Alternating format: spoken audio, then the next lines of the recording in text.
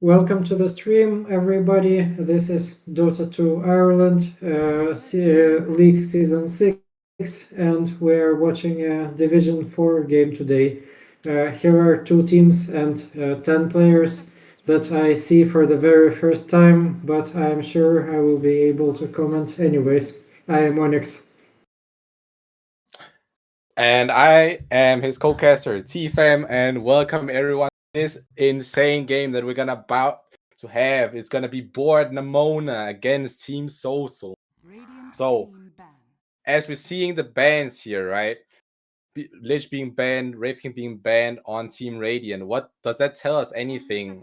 Is Team Board Namona looking for anything specific with these bans? The four heroes that are currently banned are mainstays of low MMR Dota, so it makes sense to ban them. Right, so going off the basics, right, taking out the maybe new hero friendly and an Invoker actually not being that of a low cap hero, it's actually a bit more of a medium capped hero, right? Yes, I guess they were watching each other's Dota buffs, maybe even previous games, although not everyone gives their opponents that much attention. So with these two teams being here, right, is there anything that we're looking for to be picked? As we don't really have any like too big of a knowledge, right? Team Souls only having played one series, whereas both Namona, the fan favorites, having played 6 matches, I think, and lost all of them actually. Is there any hero that All we're of looking them! for? Yeah, Excellent! that is some stats. In every MMR, the best hero is the one that you can play well, regardless of counters and meta and things like that. So we will probably just see heroes everyone is comfortable with. So you think more of comfort heroes rather than them taking the risky route and going for maybe some sneaky picks that could benefit them in a higher risk, right? But also a lower, bigger reward. Yeah, I was told that the board Namona mid laner usually picks mid tight hunter, so if that's what he's comfortable with, we might get to see that.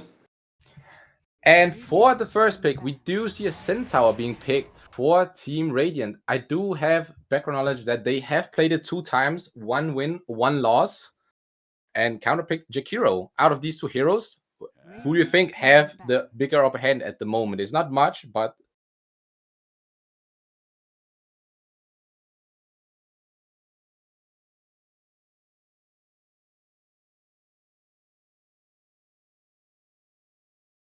yeah, so picking Jakiro, right? Also kind of a basic pick, overall good, getting some CC down, having also that damage output, very good in the laning phase. So who could be a Yes, good... Jakiro is a very strong laner right now, usually banned. Is there any good laning partners that the Jakiro can have for him? Do we think it's going Pretty to be a much +5? any other hero with him usually wins the lane. The E spell, which doesn't require mana, is too strong for trading, and he is also ranged, and he also gets plus 20% base damage because of the facet. It's usually banned in high MMR games right now. So a big meta pick coming out from Team Sosal, comfort and meta maybe.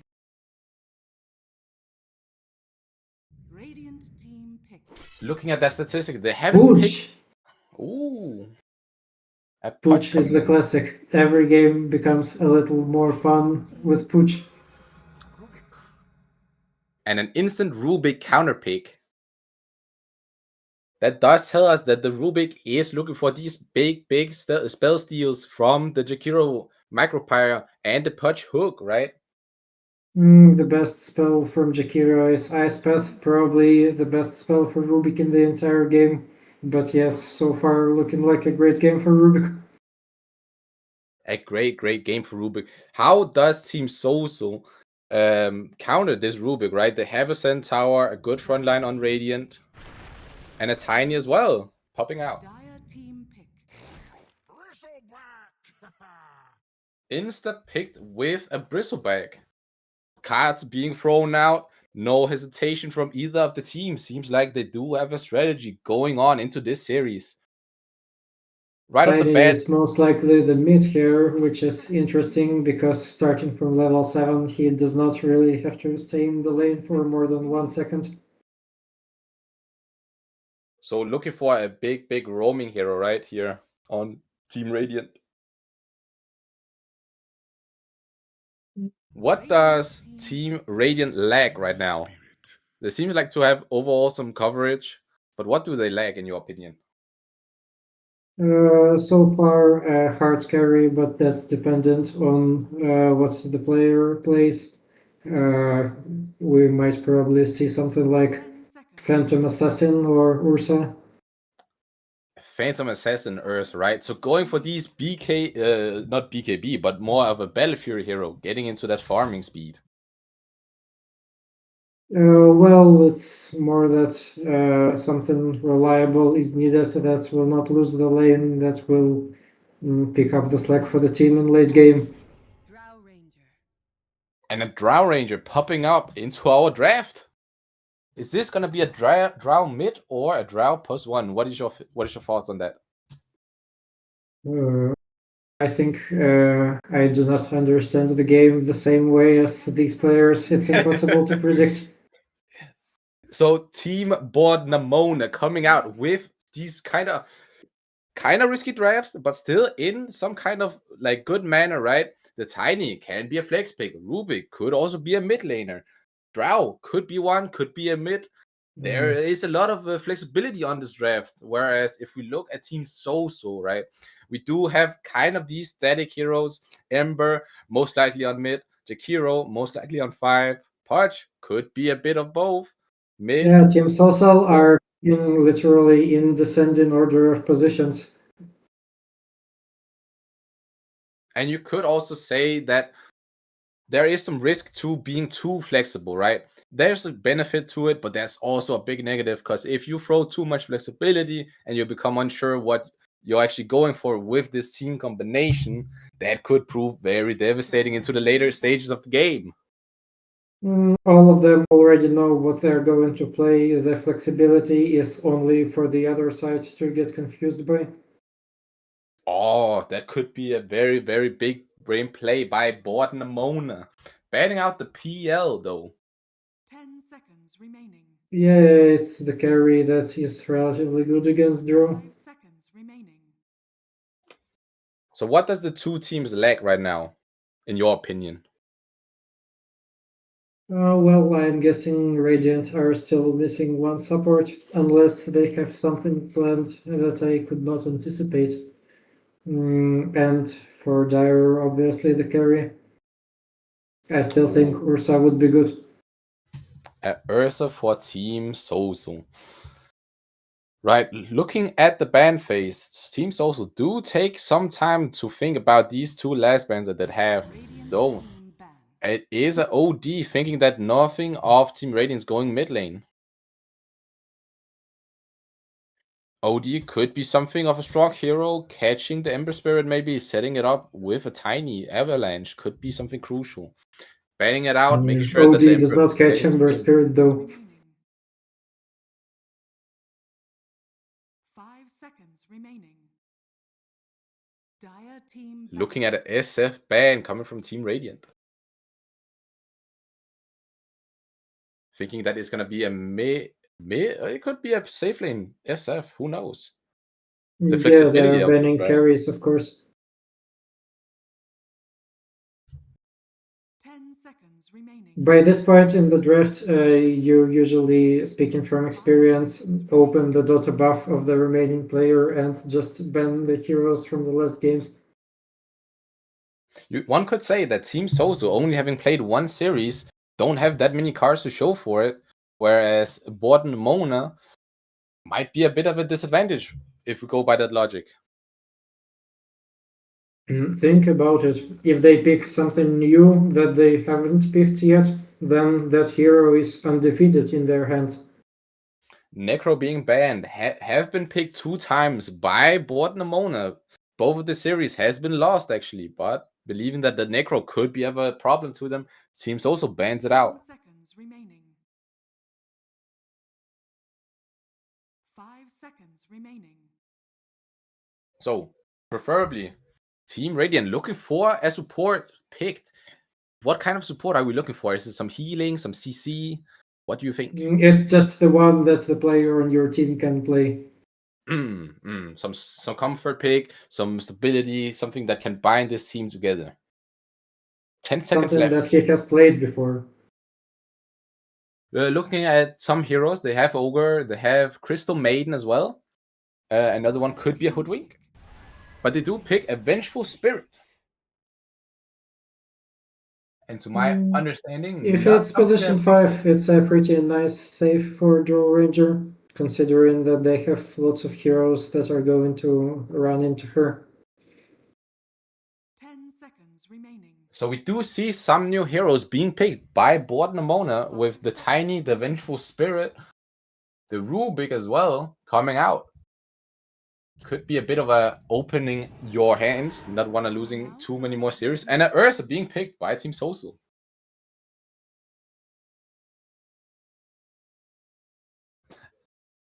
As predicted, you were right with the Ursa. Let's see, is this going to be a Battle Fury game for the Ursa? Well, every game for Ursa is the Battle Fury game, because otherwise you fall far behind in 10 minutes and then your team loses the game. With most carries, there really isn't any choice as in what to buy. Definitely. Want to get that farm up and running. And as we see the players picking their heroes, we will know already from the positions, with Tiny being the mid laner, Pierce being the pos 1, with Gregor coming in as a pos 4. Vengeful Spirit gonna be the 5, and pretty standard picks from Team Sosal. Blimo actually played the pos 5 from the last series, might be a Pudge on the 5, and Miposhka with Jakiro on a 4. Interesting. They might as well lane swap. We will see in just a moment. Right off the bat. So far, first impression, I think the Dire draft is significantly better, but it all depends on which team plays their draft better, and that's only on them. So what are the teams looking for, right? Anyone looking for a late game potential? Are they looking for maybe finishing very early? In every game, the team that makes the second to last mistake is the team that wins. So I'm sure in this game it will be the same. You just have to not be the last one to throw the game to win. Just leave the last mistake in the hands of your enemies. I am experiencing a bit of trouble.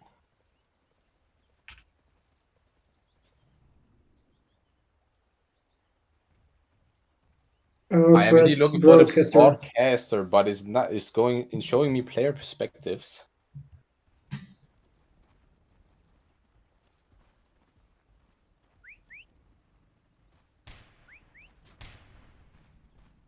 Seconds to battle. The available options are free camera, player view, and broadcaster. And broadcaster is working. Oh, it's working. Oh, this is just for me. It's not working. Well, nonetheless, I will try to do something. So we do see a smoke coming out from Team Dire, trying to contest the bottom runes, failing to hook anyone significant, and Team Radiant trying to stay and fight off anything, try to get the runes. Is that the right play? I think you are very much risking anything.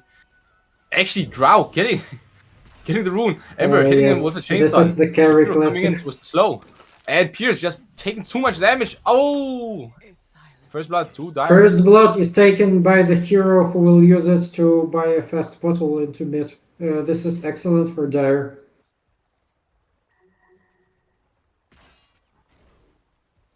That is not something you want to see on Team Radiant. Throwing your carry just away like this. You do get the rune, but was it enough? Was it worth it? it's impossible to resist the temptation of picking up the first rune as a carry and dying for it. I die for it every time in my carry games. So we do see the Pudge being on this +5, where Jakiro is going to be the +4. Is that something that is going to be of interest, right? Usually we would have the two heroes swap around. Well, their bottom lane and dire is now Joe Ranger, Vengeful Spirit, which is quite strong, I would say, much stronger than anything with Push.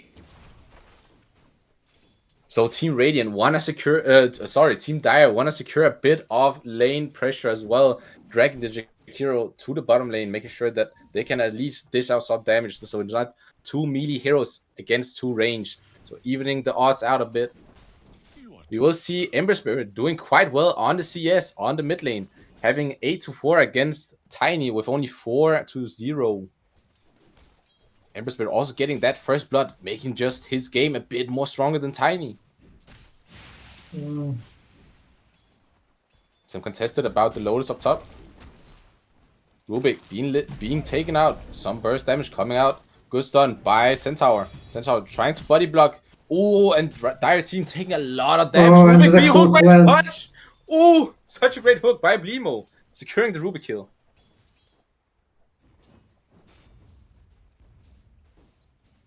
Indeed, and that is very, very hard for Team Radiant. You don't want to feed too many kills here in the early game, right?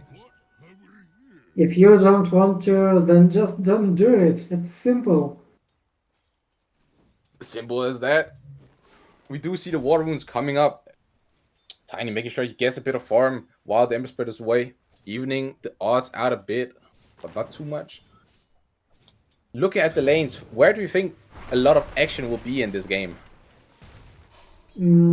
I would say the Ursa Puj lane, because it's a kill lane. It's completely dependent on hitting the hook. Hitting the hooks could be very, very devastating for Team Radiant. A great, what can you say, potential by Team Because Dire, right? the Radiant safe lane, which is Drovenge, is just about right-clicking and right-clicking until the other heroes die. There's no dynamic, but with hook it's different. A lot of just holding your distance on the bottom lane for the Drown Venge. And if this Vengeful is very good at pulling lanes, that is just going to be a big plus for the Drow, as her game is just going to be a very, very safe under tower farming simulator. Whereas with the Pudge, with the Rubik, seeing as this will go to level 6, that is going to be the most interesting part, in my opinion. Stealing hooks left and right. Oh, an interesting word placed by Puch here. No one walking around is safe. Did get spotted out by Rubik, looking for maybe some gold in his pocket as well. But, ooh, getting a hook on Centaur. Pudge trying to do stuff, but Centaur with a good stomp coming in, denying anything. As we do see a potential gank coming mid lane from Rubik, or is he just going to try and secure the water wound for his mid laner? Rubik playing the safe game. They do have a ward on mid, but it just disappeared for the Ember Spirit. I know he's still there. It's probably less about securing the water rune and more about getting Centaur to his levels 5 and 6 faster, because we have just seen that he will not die to hook, and then double experience might be the key to salvaging this lost lane. And he also found the Observer. That's a lot of gold. That is a lot of gold indeed. And Push now coming to mid, trying to do stuff. It is not minute 6 yet, so he's probably looking for a kill. Ooh, Ember And missing he a chain. lands the hook! Lands What the hook. happens here? Tiny going around being Safety body blocked piece by here. Ember Spirit. Rubik keeping in, trying to save, lifts up Ember Spirit. Ember I Spirit guess Tiny is safe now. Push backing out. And such a great CB coming in from Gregor, saving his mid laner. But Tiny not Yeah, being it too was a much great HP. reaction. Good showcase of why supports want to save the TPs for these kind of crucial moments. Trying to even out the game a bit. Ember Spirit and Pudge trying to go in on the Rubik. But Great stuff being played out by Ruby. And now this level 5 Centaur is probably the only hero who has a decently good game. Actually, looking at the CS, Drow being on 23 and there was Bristleback 29 CS, actually being in the lead, even though this should have supposed to be a big win for the Drow, right? With the laning, she should be uncontested. She shouldn't lose too much HP. And this Bristleback actually playing such a good game right now.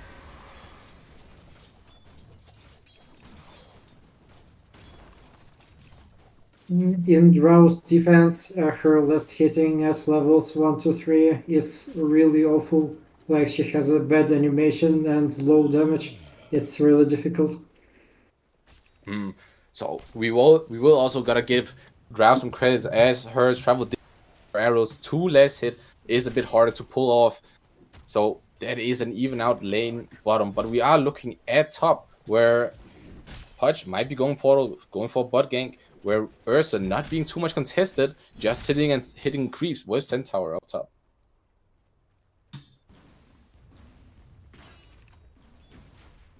No moves being pulled out yet, but we are looking for a quick level 6 soon on the mid lane. But looking for the level 7 Wisdom rune coming up, and it is uncontested. Even Ursa going out for it. Both Wisdoms go to Team Dire now. Indeed, they were not contested. Win. A big win for Team Dire. Going on the tower, pressing the ulti in rage, popped by Ursa, going for the Centaur. Centaur too tanky. As they're backing out, Ember Spirit trying to come top, finding the Rubik out of the side lanes. Rubik gonna fall, and will they pursue? Ember Spirit not done yet. Wanna hit the chains on the wrong person. Centaur not being caught, and now Ember going in, no mana, rest, trying to cast some spells, missing stun on Centaur. Are they gonna stay? Pudge going for the hook, misses. No enrage on Ursa. Ursa farming creeps. Ember going for the kill on the tower, using a lot of stuff. Ember dying at the fall. Pudge trying to do stuff, and Pudge is gonna die to the tiny TP. That is crucial. Ursa trying to make her escape. That was a very long team fight, and I didn't expect it to end how it ended. The reason Ember overstayed for so long is because he was affected by a regen rune, so he could recover health and mana, but he didn't notice that it expired, and then he also missed the timing on the spell dodge and died. Oh, affected by regen rune. That is good plays. We saw the Ember trying to juke out a bit, going in and going out, trying to get some fights going on the tower, but the tiny TP coming in, saving his teammates, and getting a 2-for-1 kill in favor of Team Radiant this time, actually. Yes, the logic of this gank was sound. It was just the execution that betrayed them a little. And we do have a pause in game, maybe some internet connection, but they are good to go again. With heroes starting to reach level 6, we might start season plays, and Drow being hooked by Pudge. Iceberg being thrown, but to no avail. Drow in a bad position and gonna fall. Good gank by Pudge.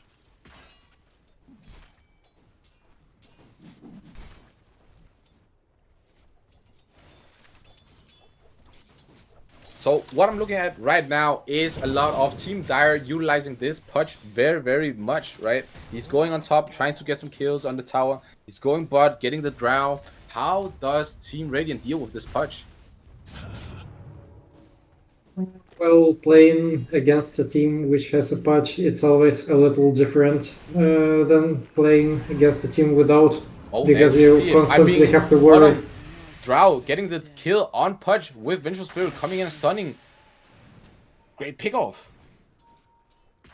And this is how you deal with him. Superior vision when he walks out of position to get a hook. As I will say, if you attack him fast enough, he will die for it. Attacking the Pudge fast enough, right? He doesn't have too much HP at the moment. You don't want to feed him some stacks. So just kind of bursting him down.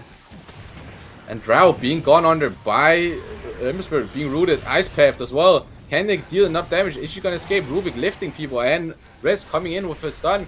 Fierce actually turning back and wanna seek out the Jakiro, getting it. Are they gonna look for more? Centaur ready with his ulti.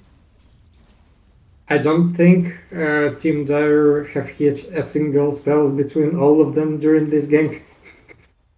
That is big for Team Radiant. Stopping a gank and even getting a kill for it. But it was on the support. Luckily for Team Dire, nothing else died. But gotta be Centaur careful. also reacted with a TP, and he even still has the ulti in case they decide to counterattack or to run away. Two people TPing top. Maybe want to stop Ursa from farming too much, right? Ursa being on these 64 last hits right now. That is a big compared to Drow's only 41. But Drow getting some kills in return. Tiny coming mid, trying to look for something, but Tiny playing it very much great and passively. Ember does get a Invis rune, looking for a top gank. Ursa being And very they are much not in a smart, good position popping some here. stuff, trying to slow down Rubik, looking. Oh, Centaur Wilson coming in, wanna get out of there. Ooh, Ember coming in, throwing chains, getting a hit. Rubik very much low. Can they get him? Ursa on a pursuit, getting 2 hits. Bow. Rubik down.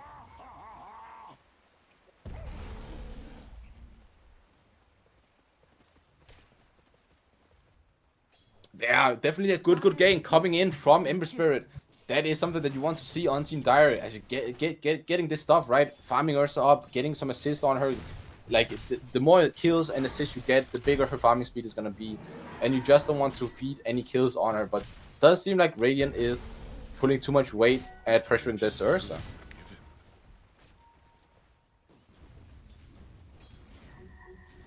Mid laner showing up into the offlaner's lane to take creep waves is a curious decision. I guess they want level 6 on Rubik from mid. Hopefully he doesn't die for it. Yeah, right. And as you said before, some good spells, right? As Ice Path and Megapire from the Jakiro, Hook, and other stuff like for the Fire Remnants. A lot of spells being able to steal by Ruby could be a very crucial thing. And you just want to get him level 6. Rubik But so he's far has stabbing. been very effective. He was always in the place where his team wanted him to be. Looking at bottom lane, Jakiro being hit by some stuff, but that is just some poking. Yeah, this Rubik has been doing some stuff, right? So who is gonna be looking for this Tormentor when it spawns, right? Who is the bigger team that is gonna look for it? Who has the best jars right now? Tormentor will not spawn until 7 minutes later, so maybe it's a bit too early to talk about it. Too early. But then, Yeah. obviously, the Dire team has high armor reduction and Ursa, so they will take it very quickly. Yeah, definitely. This Ursa, very good at taking roads, very good at taking Tormentor, and very good at taking out the lane creeps, especially when her Battle Fury comes online. It's not even as much the Ursa as it's minus 15 armor from Bristleback. Oh, especially, yeah, with the Bristleback as well. That is just a very big team, especially against a Tiny, right? Who starts with, if I'm correct, 0 armor. Tiny does trying to build up for a Blink Dagger, I think. Not having too many items at hand right now. Ember Spirit catching the Drow Spirit Drow at the Ranger. backline with no mana left. Finding himself in a bad position, getting a CC stunned. Ember Spirit Whoa, they dies. got him! You don't want That to was see an that. excellent kill. They brought 4 stuns to him and just said, "No, you will not be leaving here Radiant's today." top tower is under You will attack. not believe here as indeed. Oh my god, this Ember running out of mana at a crucial point and even misplacing himself in the tree line, actually misclicking himself as he was walking into the bush line, getting getting a hit on the on the Rubik, but on the Tiny. But is that what you want? Nah, both backing out. Radiant's top tower is under attack. Top tower being pushed by Ursa, cutting the waves, making sure that they can get some more space for herself. Centaur trying to counteract this. Whoa, that's a big spell to steal. Hook being stolen by Rubik. Is that a reason for Team Radiant to smoke now out?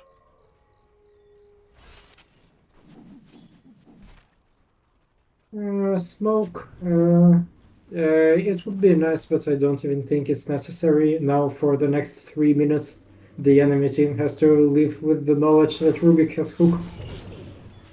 And you think they're that skilled that they will remember that Rubik has a hook?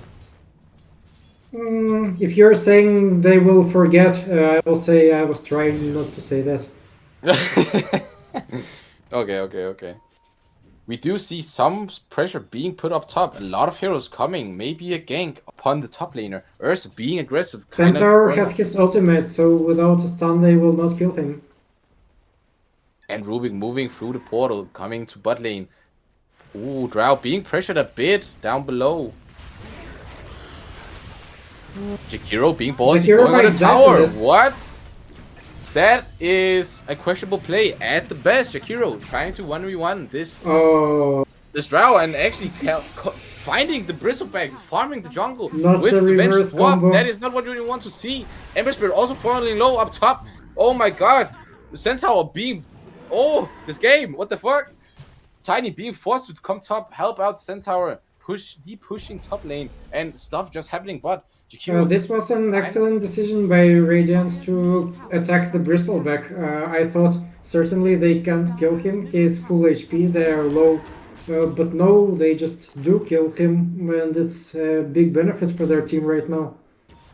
Yeah, I guess with the bench swap, the bench stun, and the telekinesis coming from Rubik, right? That is just enough CC for the Drow to throw out some damage. Denied. I would argue that they used most spells unluckily because Hook coincided with Swap and they both missed at the same time. Is under attack. Oh, they missed at the same time. Oh, that is not something. Yeah, you want to Basically, Pooch hooked Bristle correctly, but then Venge swapped him and the Hook pulled the Venge instead and not the Bristle. Radiant's bottom tower Ooh. has fallen. Bottom tower being taken out by Radiant. Wanna get this towers and space going for themselves, right? They have been very aggressive on Team Dire and less so on Team Radiant, kind of trying to counteract the Dire movements.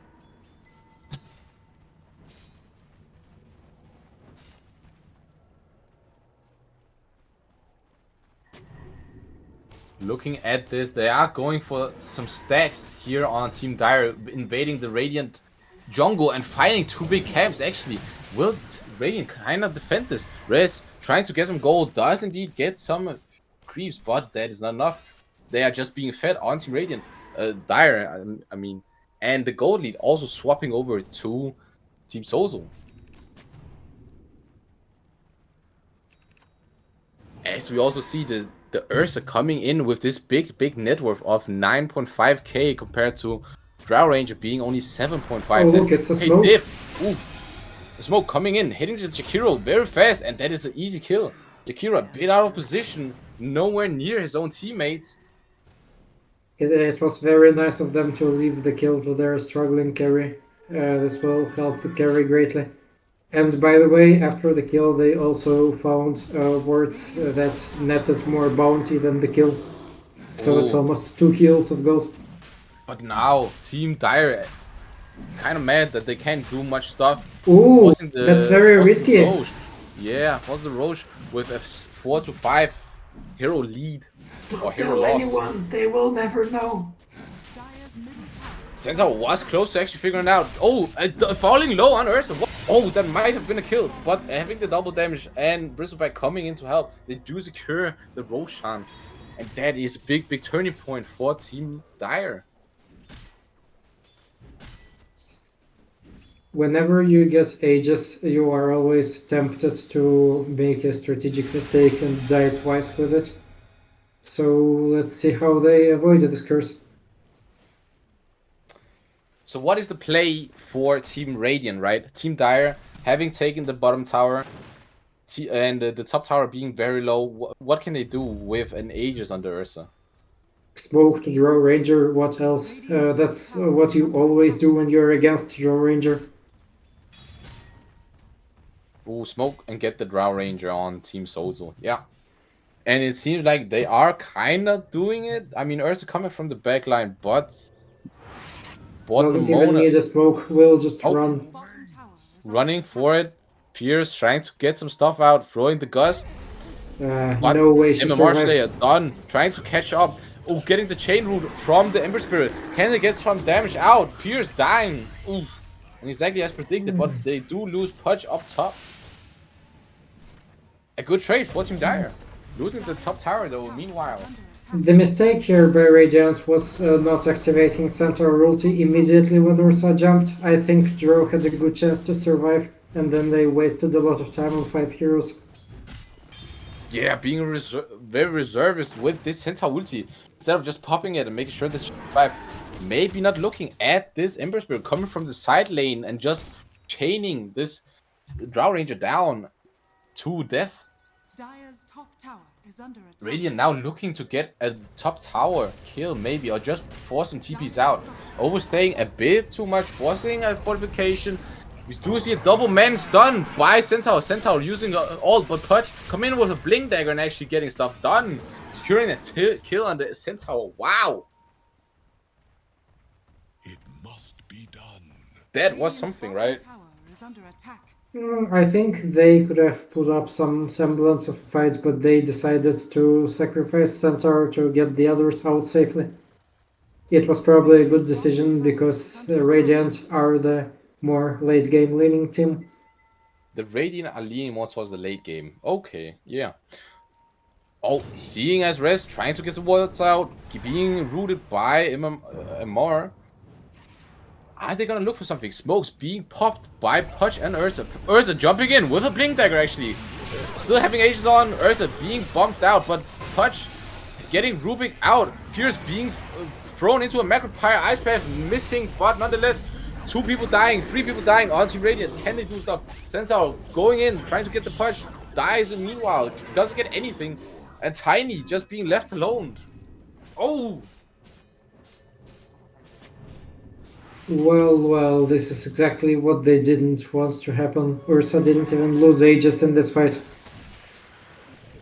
And that is just big for Team Dire, right?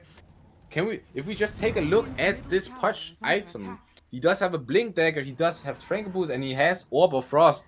What do you think of this build? Blink Dagger is essential as Pudge to get Blink ults on their out of position heroes. It's a good build. It's a good build. We do see him being this very active Pudge, right? Having already 6 Flesh Heap stacks out of the 12 kills that they have on Team Sosal. And now pressuring mid tower. Respect, staying at the front line. Getting a bit of root done. Tiny trying to do stuff. But Pudge getting the hook onto the Drow. Being saved by Rest. Oh, Pudge coming in, securing the kill on the Drow. Whoa! Ursa jumping in, what the hell? Rest can't really figure out what he has to do. Pudge jumping in with his Blink Dagger. Ember Spirit just getting whatever he can. Getting to CC, but they are on the tower damage. Ember being CC'd out. Blink buyback coming in from Rubik. Ember being killed. Pudge being killed on the tower. And Dire team being very much low. Ursa, you want to get out. He does have a Aegis, but Aegis being popped. Jakiro trying to make his way out. Respect with him. And a big I don't know who won that. It seems like very much a win for Team Sosal. It is very much a win for them. If you open the fight recap, you will see that they got 3 deaths and got 5 kills. They are plus 2k gold for this fight, and they were already ahead. And they found a good use for Aegis as well. It's just not looking good for Radiant now. Yeah, look at this Rubik buying back, trying to do stuff, but to no avail, right? No, I think the buyback was good because that was the only way they were killing the Ursa. But after buyback, he didn't really have any chances to survive. There's just too much damage on this Sosal team, right? And Ursa being in the lead with the net worth of 15k, right? That is just this big Ursa numbers. is enormous. That is just big. What can Team Radiant do in this situation? What are they looking to do? What is the play? Radiant's top tower has fallen. If pro games of the last week are showing us something, it's that the leading team will always throw on high ground. So maybe wait for Team Dire to do that. Throwing on high ground. So if we do take the high ground situation, right? On one hand, we do have a bit of a tanky team on Team Dire, right? The Bristleback, maybe the Punch later on, and Ursa with Enrage. But on the other hand, we do have a Drow, very much, if she buys shot as well, getting this extra damage, getting maybe a Dragonlance, could very much be a good defending high ground champion, right? How do you think the Dire team would tackle this high ground push? Of course, the win condition for Dire is to jump Drow and kill her fast enough that she can't react. But then, fortunately for Radiant, they have a lot of saves, displacements to save her. So it really depends on how people click their spells. The team that does it better will win the fight, and probably the game also. Right, and as we see, Dire team being able to click their spells on the right time, jumping the heroes that they want to jump. A lot of blink daggers being bought by the Dires, and now getting the objectives as well. Looking for maybe a Roshan soon enough, but Tormentor getting in the hands of Ember Spirit. Tiny being found in the jungle. Ember might be looking to do stuff. Backing out a bit, want to secure the bottom tier 2 tower, or as they are seen, splitting out into the mid lane and the bot lane.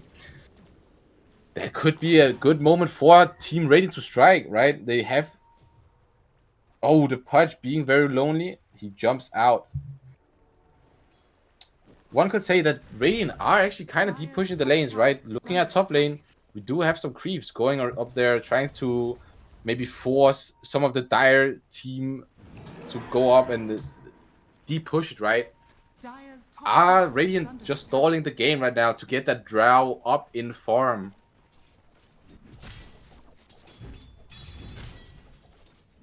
On the other hand, Ursa is also getting more and more farmed right now. He is so far ahead of everyone else that I struggle to see how he can die at all. It would have to be his enormous mistake if he dies. Yeah, and having this BKB as well bought, looking for what is this, an MKB afterwards. There's just so many big items coming in. A Pudge Hook misses the Tiny, wanting to look for a pick-off, but not getting it. Radiant In this kind high of ground defense, both teams kind of want to pick someone off before the fight. For Dire, and going in, catching the Ember Spirit from the side lane. Ember Spirit jumping out. Pudge hooking the Tiny. Tiny coming out with some stunts. Pudge being bursted out. Drow being caught by the Ursa, trying to get away. As some kind of E-blade hitting the Pierce. Drow and Venge being dragged by the Pudge to him. Is he gonna hit the Vengeful Spirit? Vengeful fighting for his life. Drow getting hit. And Rubik also being chased by this Bristleback. What the hell? Can't really secure it. Rubik able to get away, but wow! Ursa come in with a blink. Zip zap bow! Killing the Rubik. Oh my god, and Ursa being so low, not having an Aegis. Some risky plays. And asking for a rampage in the chat. Very ballsy by this Ursa. What the hell? My favorite part of this fight was Ember being unable to decide whether he should back out or go further, and he was standing in Macropyre for 5 seconds and died. Yeah, and we see just how much damage that was. What the hell? I mean, Ember being the one being jumped, right? Gets away, comes back in, unable to decide. But luckily his team has his back, and Pudge throwing out these hooks, getting people out of the fight. And Drow just being focused on, as you said, by the enemy team, getting bursted down, can't really secure anything, and is just forced to run away all the time. Ghost Scepter on this draw is a bit of a desperate decision, but it's the best answer to the problem that they can find right Finding now. the Bristleback very much in the deep. Can't they secure anything? It seems like he's just too tanky, but he's not gonna go away. He's gonna stay, making his team rotate in, and now Ember Spirit and Jakiro coming from the side lane, CCing the Centaur. Can they get anything? Bristleback being CC'd. Nothing is really happening. Centaur does get a bit low. Seems like they're just throwing spells, but Tiny being caught between his whole team. He's away. Can they get him? And he just have to TP back. Radiant's top tower is under attack. Exposing the tier 2 tower. I will say, I see the Drow Ranger having this Gold Scepter in her inventory. Is she feeling? Is the Drow feeling very pressured this game? This is a move of desperation. It's their best solution to the problem they have. Oh, and Rubik actually getting a ton of damage thrown his way. Kenny does something. Punch throwing a hook, misses everything. Tiny coming in, CCing, and then whoa, and the Ember not getting the one I'm pretty last sure stun. Drow forgot to use silence because she had it. Radiant's top We have indeed on Drow. I don't know what happened right there, but Ember being nice on the keyboards, being able to get away there. Ooh, not what Dire was looking for, but not losing anything at least. But as we see, these two big giants, right? Tiny and Bristleback just fighting it out, main fighting each other, and no one is taking damage except the 10 tower right there. Tier 2 tower still up on the bottom lane for Radiant. Might be something that the Dire team is going to be looking for and Rubik getting. has acquired Yule's Scepter, by the way, which is Yule's a Scepter. great item against Ursa. If he jumps forward and flies into the air, he will spend most of the fight not dealing damage. Also being able to disable the Bristleback quills, right? Good item on Rubik now. Was a bit of a hard one to No, get. it does not remove quills, actually. Oh, it doesn't. Oh, Ember Spirit getting hit and silence, and actually 1-2 down. Ember Spirit, it's gonna be 4 versus 5 fight. Are Dire gonna pursue this fight, or are they gonna back out? If Radiant are to win any fight, it has to start exactly like this. Just use the combo of stuns to remove one of the squishier heroes. Wow, Ember just getting bursted down. Not what you want to see on this Dire team, right? But Quill's not being able to. And Ember is still not considering any save items against silence or against either of the stuns. We does see Radiant trying to react to Roshan Roar. Frontline tank by Bristleback. Jakiro losing his life for it, and Ursa getting the Aegis. Are they looking to stay or are they looking to leave? Rubik taking massive amount of damage in the Necropyre. What? He just dies. Okay, fair enough. That is a decently okay for Team Radiant, right? Getting some stuff out, but losing to Rubik in the process.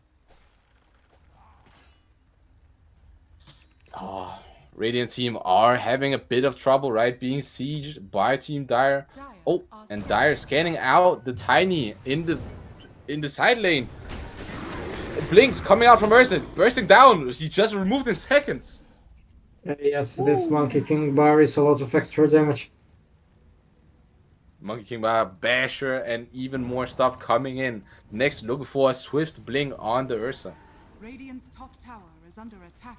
Taking a look at Bristleback's items, right? He's been such a tank in this game, only have died one time, and he is looking with a pipe, Crimson Guard, and a Blade Mail. Is this, in your opinion, the correct build? It's a very good team to a very good build to have on your team, especially for Ursa. Oh, we see Ursa going in, jumping on the Drow. Drow not being able to be saved. Glimmer Cave and even Blade thrown on the Drow. Drow trying to make escape. Drow down. Centaur being CC'd by everyone. Ursa looking to lose his Aegis in seconds. But, oh, Vengeful Spirit hooked by the punch. And Ursa coming back to alive. Tiny being here. Ursa going straight in for the Tiny. Not giving a damn. Oh, Vengeful Spirit coming in with the buyback. Saving the Tiny. Making sure that he escapes. Big blow for the Radiant. Not having two of their core heroes. Losing the middle ranks. Are they looking to stay on the Dire team? And Ursa jumping in, getting the Venge. And he saves. No. Ursa popping the BKB. Trying to get the Rubik as well. Tiny being thrown. Whoa. No, not the fountain throw. Ursa in the fountain. That is big play. Ooh. Big plays by Tiny, throwing his own team into the fountain and forcing the Ursa to go up.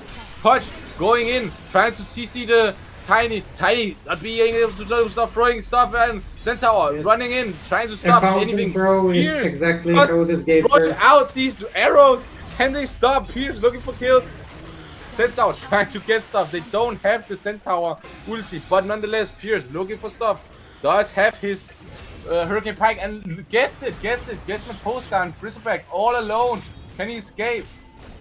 Being hit from the back, dishing out some quills, but I don't think that's gonna be enough. Centaur might fall with the Bristleback. Are they able to CC him? He does tank a lot. Drow hitting him from the back and losing massive amounts to his own to Centaur. Centaur falling low, but not enough. Respect goes down. An excellent fight, and it all started with the carry attempting to fountain dive in a game that he didn't win yet. That's immediately how I imagined Radiant making a comeback into this game. Like, it had to be a throw so astronomical that nobody could even have predicted this. And indeed, we couldn't have predicted the fountain dive. Well, one could say it was not intentional, right? The Tiny throwing the Rubik up in the air, forcing the Ursa to respond in a certain way with his mouse clicks, and he goes up the fountain by mistake, getting hit by the fountain and just losing his life. When he saw Rubik getting thrown into the fountain, he should have just walked away. He went for the style point and he got team wiped. Yeah, and just using this BKB at some point, well, it didn't really prove anything, but good fight for Team Radiant coming back, right? But still, this Ursa looking very scary with 25k net worth. I have lost too many games from the position of Team Dire to call it just yet. So, looking at the items, right? Oh, some stuff happening. But nah, it is a Centaur that they're tanking. He's not gonna go down easily. Centaur has finished his pipe. He is now quite big. Even bigger than Bristle, perhaps. Yeah, looking at a pipe, looking at a blink, looking at a blade mail, looking at a similar style with the Bristleback in item build, right? Instead of the blink dagger, Bristleback does have the Crimson Guard, but that being the only difference between those two.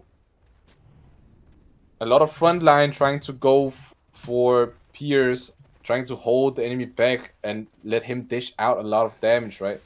So what are we looking for items on Pierce? He has the Manta, he has the Hurricane Pike, and he has two small items, right? The Ghost Scepter and the Falcon Blade. What is he looking for to get next? It's between more survivability and more damage. I would say that more damage. Oh, and Tiny going in with a blink, getting the CC on the Jakiro, and followed up by his team with enough damage and stuns to just secure him without him being able to do anything. And now Dire cannot go high ground because they're missing a hero. Excellent defense from Radiant. Excellent defense. Tormentor being up might be an objective that someone is looking to get. But Dire not backing out totally. Want to keep pressure on the Radiant team, staying close to the tier 3s. I didn't notice before, but Pooch apparently has Assault Cuirass. That's a very interesting item choice. Yes. Oh, Ember trying to bit of throw a harass, but Assault Cuirass being bought by Pudge. What does that tell us, right? Is that something that he specifically bought for the Ursa? I struggle to explain it rationally, but I will try. They wanted to end fast and just wanted a source of minus armor for buildings. That's the only rational explanation I can think of. Oh, a smoke coming out from Team Radiant, being deducted by Pudge. Pudge using his blink to escape. Does have high ground vision. They actually hit their spells! Can they do it? Yes, they can! Wow! Stuff happening and they get the Ember Spirit. It's enough CC being thrown out. Ember not running away when Pudge is able to. That is a big question. How does that happen? He was certain he can escape on reaction time, but he didn't realize that Rubik has Ice Path, and he just stunned him from 2 screens away with Ice Path. Oh, tips being thrown out by Ursa to the Vengeful Spirit. Not like a play that we saw anything being thrown. Ooh. Venge swapped the Pudge illusion, but swap has... Oh, Pudge going in, what the hell? With a Bristleback on his tail, coming in, 2 main gank against... Oh, Tiny coming in with a blink dagger, trying to get... Pudge misses his hook. Bristleback, no, too tanky, simply too tanky to get any damage on him. Simply is Bristleback is just simply able to walk away.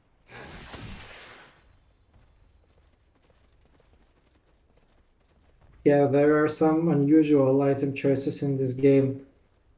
But Assault Cuirass is definitely the most unusual of them all. Looking for a heart next. Yeah, actually, Bristleback getting a heart now. He's just gonna be this big tanky guy. I mean, how did they... He only has 2 deaths in this entire match.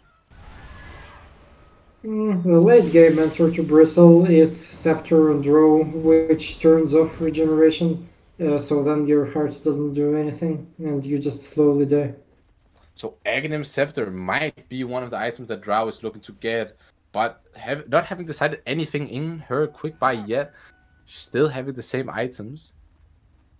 You talked about some survivability on her or some damage. Yeah, I was thinking between BKB and Daedalus, but now I think against this draft, Scepter is better than both of those. Rubik being found in the jungle. What is his position? Rubik trying to get stuff out, hitting the ice path from Miposhka, getting 2 people in the ice path, able to get away maybe, Tiny throwing the avalanche out, Rubik being stunned, trying to get, eating a cheese or something, Lotus, Rubik surviving. Oh my god, this ice path is so broken. Proving crucial for the Rubik, able to survive a 3-man gank.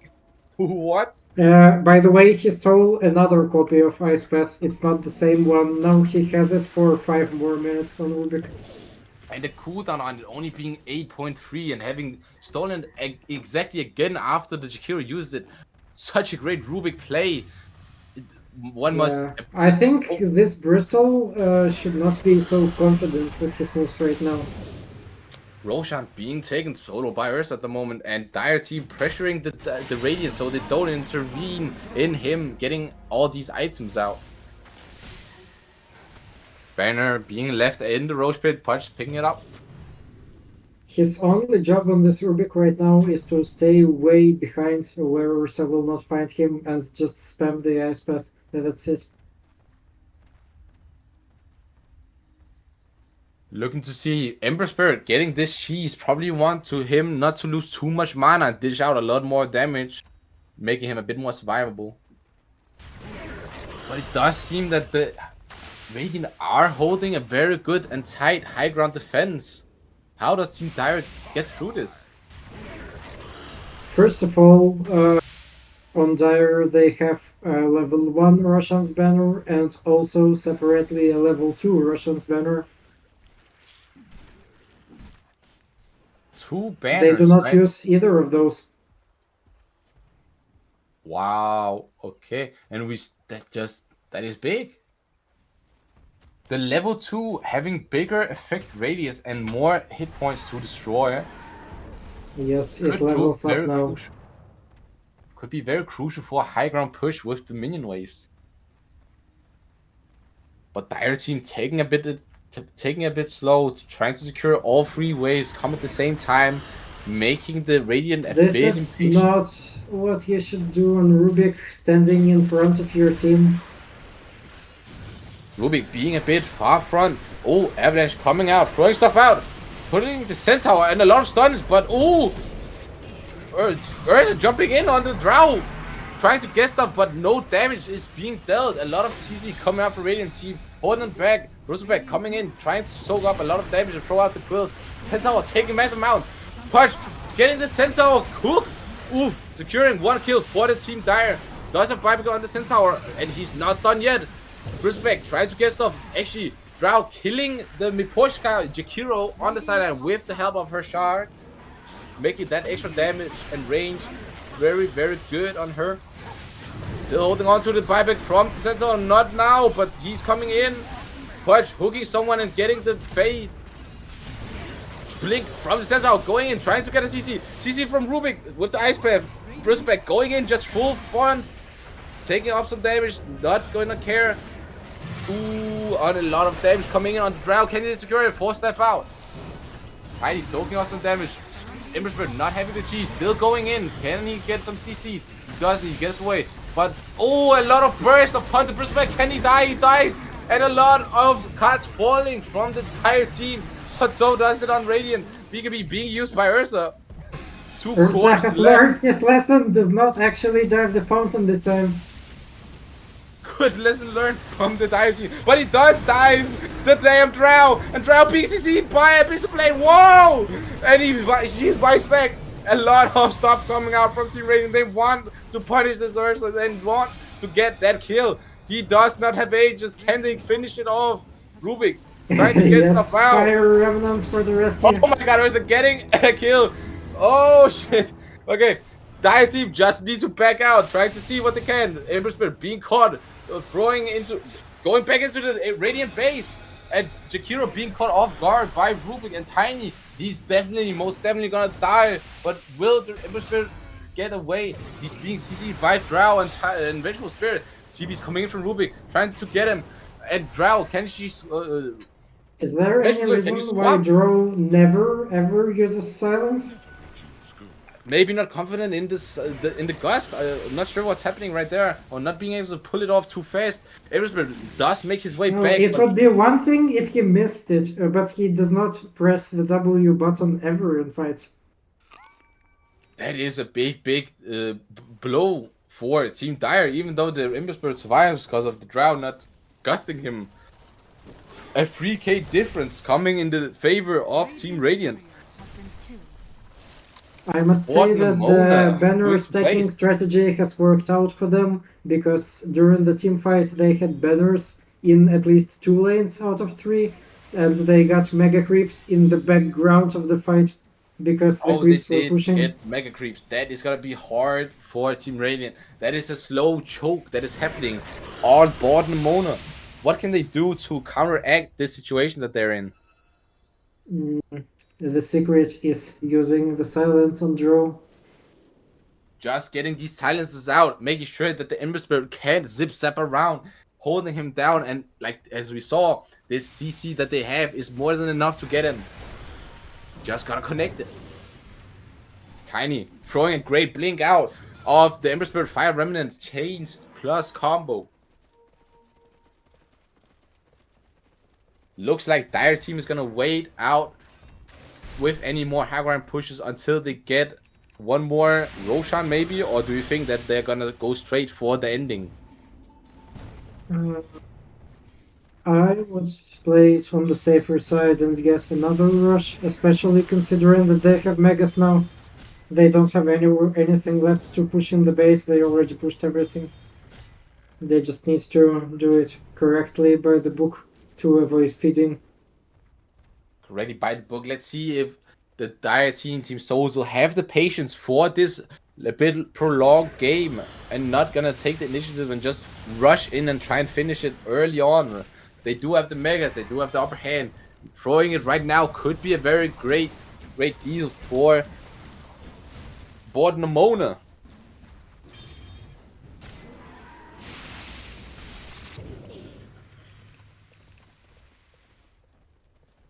Looking at the farming pace of board Nemona, they can't really get out of the ancient, right? Of the T4s, they are forced to stay on the high ground, defend, and like the mega creeps, to my knowledge, gives less gold than normally, right? Yes, they do. So that is just a big blow. Because Rubik otherwise, getting mega creeps and getting stunned by a Abyssal Blade, being zip-zapped by Vengeful Spirit ulti.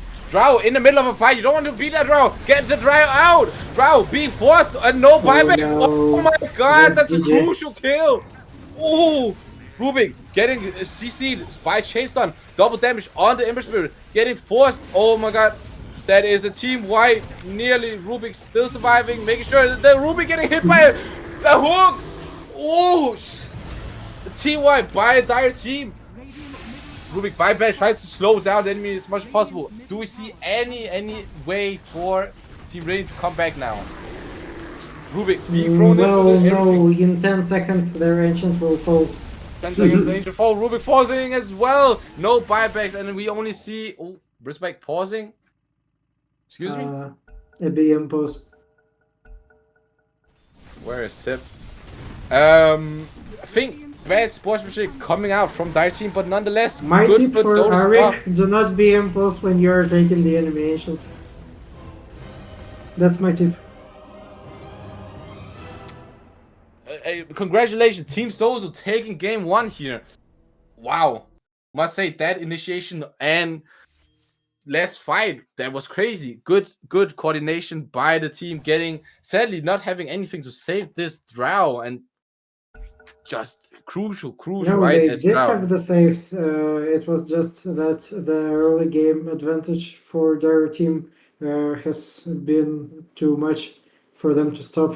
like Ursa having almost double the enemy carry's net worth, just doing whatever he wants. He has taken, I think, 4 Russians by himself. Yeah, looking at the graphs, right, the net worth graph of the teams, we see that the win percentage and the balance was kind of stable in the middle game, right, until minute 20. It wasn't going in either side. It was like a 1k div, maybe a 2k div. But from there on out, the first Roshan being taken by Ursa sneakily, right? They lost someone on the mid lane, I think, and they just went for Roshan on Team Dire. And from there on out, they just kept fighting and fighting and fighting. And Bord Namona not being able to hold this pressure back. Crucial stuff coming out from Team Sosal. They had one single light of hope in mid-game as Team Radiant when the enemy carry decided that he is stronger than the enemy fountain, but that was it. This chance was not used successfully. Yeah, and losing that one chance right there proved just how good of a comp that the team Sosal had, right? They had so much control. And yeah, I mean, just good Dota. What can I say? That that farming pays off. The Ursa just proved too much. Yeah, I'm quite excited for the second, perhaps revenge game between them. I wonder if those same heroes will be banned, like the ones that have been picked right now.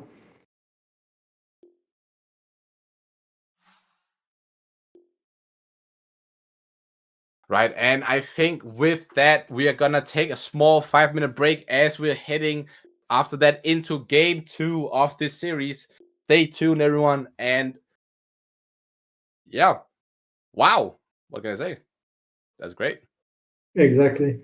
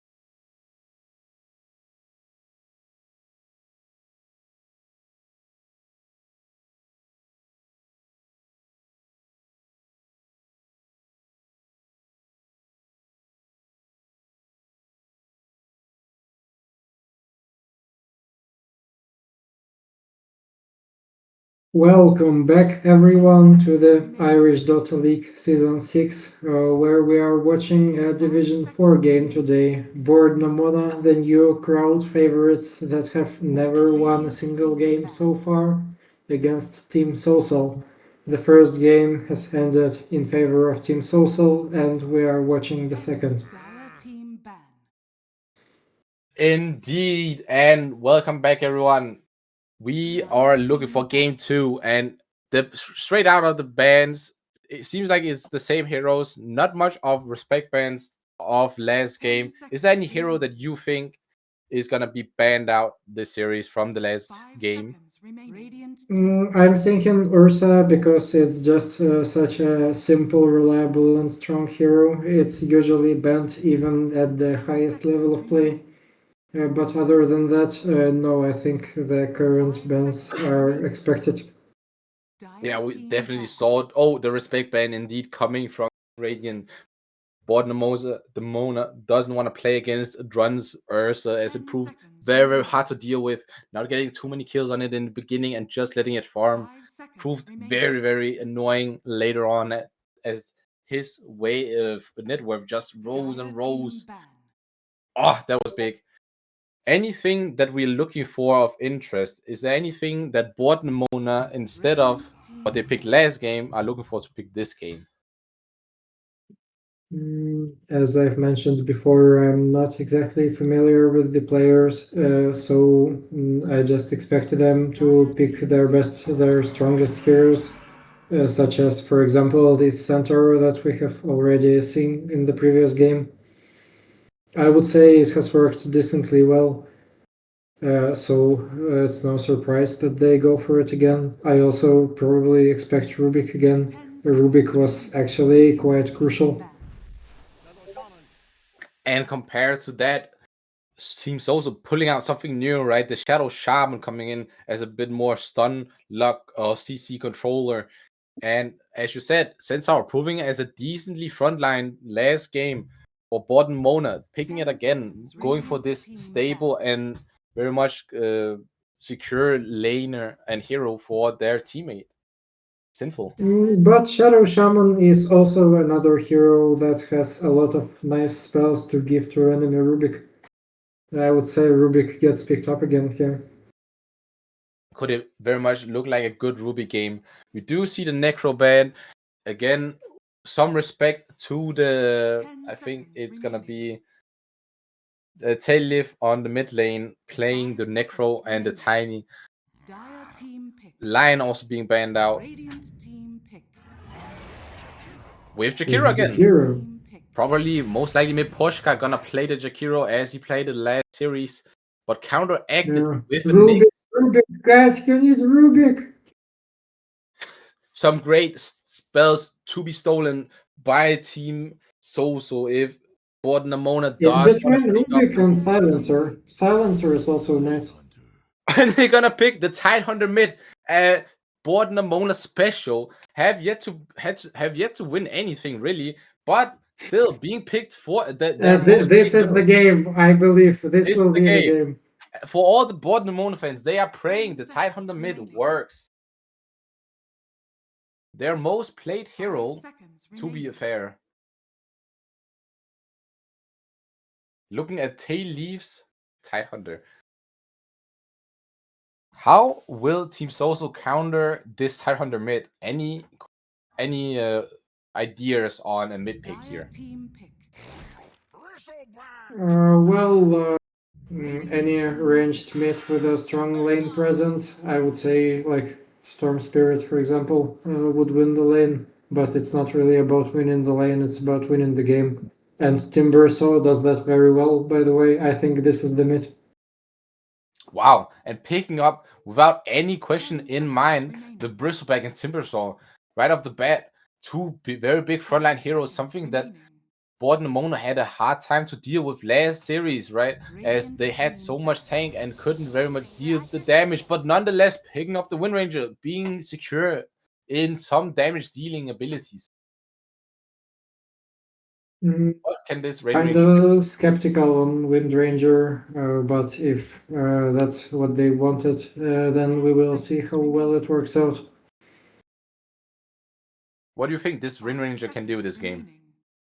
If it's the carry, then she will build Mjolnir BKB as usual and just ult the target she can find. Very, very much a stable build, dishing out some damage, and maybe this Mjolnir piercing with some magical damage into this Timbersaw and Bristleback, not poking out their passive abilities. They have an excellent answer to these big passive heroes in Nyx Assassin, who with Shard applies a 4-second break, which can really ruin the life for this Bristleback if he gets out of position. And also very much looking at this Nyx, having this shard and mana drain abilities, right? That is going to be a huge problem for these big heroes like Timbersaw and Bristleback. I don't think mana burn is used anymore. Everyone uses the free pathing facet because heroes have too much mana to destroy all of it. But against Bristle, maybe it will be considered. After all, the hero is useless without his mana. So we're thinking a bit more of this mobile Nyx coming in, maybe hitting the Jakiro and Shadow Shaman on the back lines. It's more about just having a position for that can walk over walls and give vision, and even if he gets caught, then he can usually still escape. It's just something that fits the hero really well, and you don't need anything except level 6 to use it. Hopefully we will see some great Nyx recon missions coming out this game.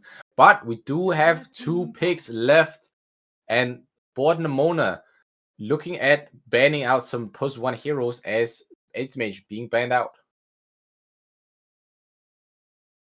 Radiant team banned. Whereas Team Sosal banning out the Mars. Does that mean that they are looking...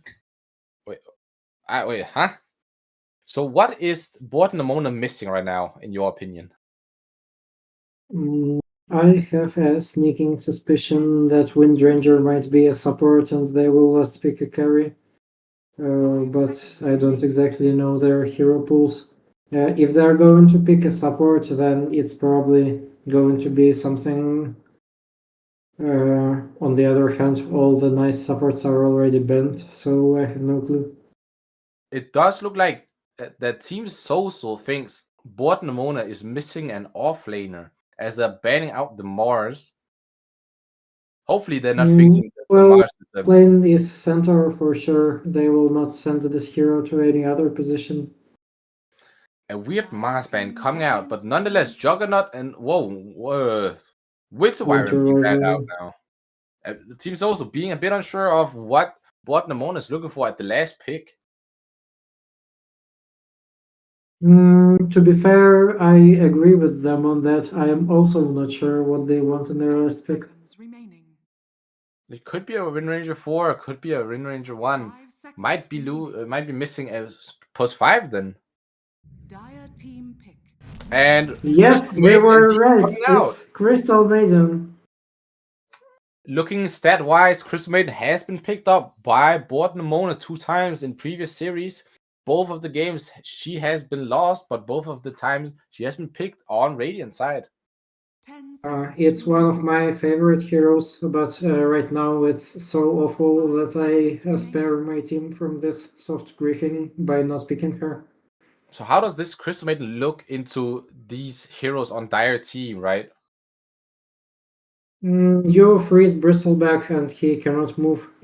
That's it. That's the hero. So picking the Crystal Maiden, especially against the Bristle, right? And counteracted with a Drow pick coming from Team Sosal, picking up the Drow that Board Namona had last game. How is this Drow looking into this Board Namona lineup?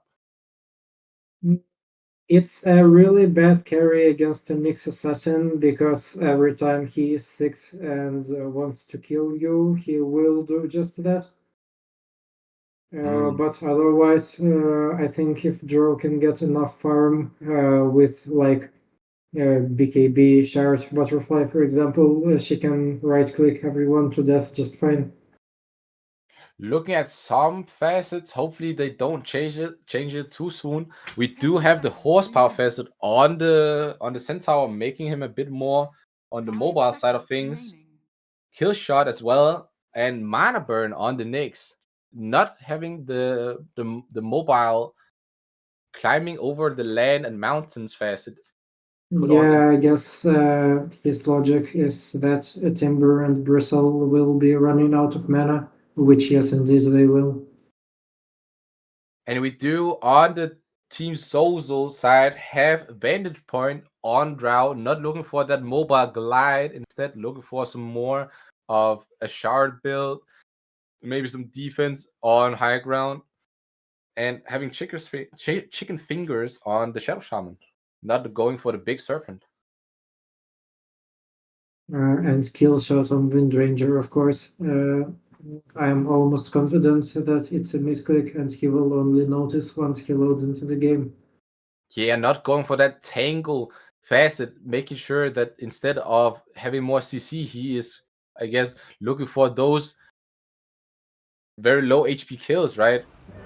Could be It very good against depends the on the Huskar. build, really. If he is maxing power shot, then having kill shot is semi-reasonable, but that's not a position 1 build. That's more of a 2 or 3, or even support. And now going into game number 2. Looking for any... Oh, Prepare for battle. And all right. Windranger takes power shot at level 1 indeed. Wind Ranger So 1 yes, this is not this is not the Thompson build. This is the power shot max build. not the power shot max build. Quickly looking if anyone has bought any smokes. Shadow Shaman not having bought anything and being AFK at the base. Dire team probably not gonna look at a first minute rotation, opting for just a safe play for now. Same team will Board wait. Namona have good first blood potential, but against Jakiro it's a bit risky. You can accidentally feed, and it's better to just pick up your 2 safe runes and go to lanes. You will make a nice snow angel. Yeah, and both team respecting each other, right? Last time there was a big fight of the power runes, and Pierce dying at level 1 did not prove such a good start for Bordenmona, and now Bordenmona very much ganking up, grouping up, making sure that they don't dive, and if they take a fight, they want to be 5 there to secure everything. But nonetheless, might we see this Bristleback go for the bottom runes? Okay, 1-for-1 at the moment. Drow does get the top rune and move to her lane, followed by Nyx and Centaur. Bristleback and Shakira not opting to go over and steal the bottom bounty rune, instead leaving at 14 radiance. Gotta be a 2-for-2, and Drow trying to block her wave. We do see the Timber being the mid laner against the small tiny from the Krill eating facet, and a pause coming out from the Bristleback. Yeah, because Shaman is asleep. He didn't even buy any items or move his hero. We could guess that the Shaman is gonna be position 5. Yeah, we can already tell it from the lanes. Looking at the lanings, right? If we do say that the Shaman comes back and goes top lane, what would be the most interesting lane in this game? The most interesting lane. I'm curious about this Crystal Maiden with Windranger because it's like not something really reliable, but also something that can punish mistakes really well. So I will be definitely watching that. Yeah, we saw last series that they have this kind of the same build up, right? The Bristleback with someone who's ranged. It was the Jakiro actually again, this lane, same laning. And last game we had 2 ranged heroes on team board Namona being Yeah, able to exactly. blast And away they with just kind of spam stable right lane. clicks from off screen against Bristleback, and they eventually lose the lane in the previous game. But we will see how it goes now. Yeah, Because, for example, at level 2, it's quite easy to dive on Bristle against this lane.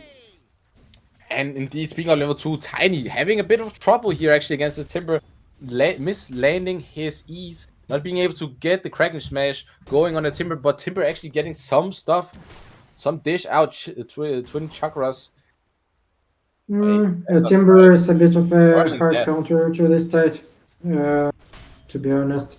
I would even go as far as to consider cutting waves under tier 2 from level 5 as tight, because then it means Timber has to react, and he That probably could be can't a very just good kill play. me. Dire's top Power shot being shot by Pierce, doesn't get the Bristle too low, but Drow being dived under the tower. Can she escape? A lot of pressure, Sinful running away. Grego does have his stun up, but It's does get the spot of the jungle and does get a first blood.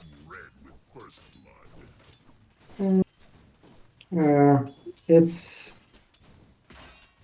mostly because one of the players is having technical troubles, so not exactly a fair fight. But also it's something that the team have done to themselves. Yeah, not a So fair I would fight. say it's reasonable. Should we look at the lane, at the top lane, and have the Jakiro pull back, or do we think that the Drow can kind of sustain her lane and accept the XP for herself? If I was drawn in this situation, which actually happens quite often, because you know how supports in pub games are like, they just want roll tokens. I would kind of stay in the trees and just leech experience with level 5 and raid band. You can go jungle. Yeah, definitely. And if the Drow did respect this disconnected Shadow Shaman, she could also just very much skill this E, right? This multi-shot and But just this also goes both ways, by the way. If you are on the other team, if you are Centaur and Nyx, you should be like cutting her waves, not allowing her near creeps and things like that. Because if she remains uncontested like this, going for she the just Lotus gets double experience, double gold. Going for the Lotus up top. Drow putting herself in a bad position. Nyx comes in with a stun. Sinful coming in with his follow-up stun. Can they get enough damage out? No, but getting Drow very much low. Drow in a bad position right now. She still has all her tangos and even one Lotus. I think she will recover. We does see on the map that Jakiro making his way to top lane. Maybe trying to take out some pressure from the Drow. As I would say this is the first time I see a liver in an organized game, but then again, my team couldn't find me the previous week for our games, so maybe I'm a bit biased. Drow trying to pull her wave, but Nyx able to stop it and like not securing the bad lane for the Drow. But one could say that the mid lane is going quite well in the favor of the Timbersaw, having 26-2 and Tide only having 20-1, making the Timber lead a bit in the wave and HPs. But now having the Jakiro up top, does that mean that something has opened up for Radiant at the bottom lane, or are they gonna be playing passive? Well, I would rather be a Bristleback without a support than a Draw Ranger without a support, that's for sure. So Team Sosal making the correct move and forcing this Jakiro to come up top, help and secure the lane for this Drow, who is only 14-1, the lowest of all the cores right now. Miposhka being a bit out, and actually Pierce getting a kill on the Bristleback. Yes. Oh, that is hard to watch. They comboed all their spells, and Bristle at this level cannot sustain the incoming magic damage.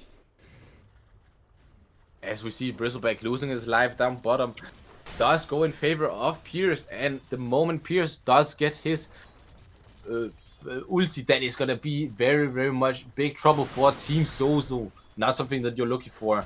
But none on the other hand. It's not really even the ulti, it's the javelin. The damage comes from the javelin, because otherwise it would all be blocked by his Bristleback. Yeah, we don't see the Wind Rangers next item as of yet. At least I don't. But preferably it's gonna be the Mjolnir, right? Yeah, and the Mjolnir starts with a Maelstrom, which Oh, seeing a itself fight starts with coming a up top Javelin. lane. Nyx putting himself in a bad position, going for the Jakiro, but no. No! Now is here and taking the kill. Nyx dying, and that is not what you want to see on the inside, giving the first blood of for Team Dire. I'm pretty sure Nyx was planting the ward because wait, no, the ward is almost expired, so they just had this ward and didn't remove it. Interesting. I think so. Nyx maybe trying to Now, stop the the real big balls move here from Team Radiant would be to bring Crystal Maiden to top lane. That would be really big balls.